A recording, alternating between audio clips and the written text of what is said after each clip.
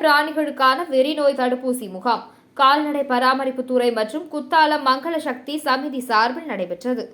மயிலாடுதுறை மாவட்டம் குத்தாலம் கால்நடை மருந்தகத்தில் இன்று மயிலாடுதுறை மாவட்ட கால்நடை பராமரிப்புத்துறை மற்றும் மங்கள சக்தி சமிதி இணைந்து நடத்திய செப்டம்பர் 28 உலக ரேபிஸ் தினத்தையொட்டி செல்ல பிராணிகளுக்கான வெறிநோய் தடுப்பூசி முகாம் நடைபெற்றது.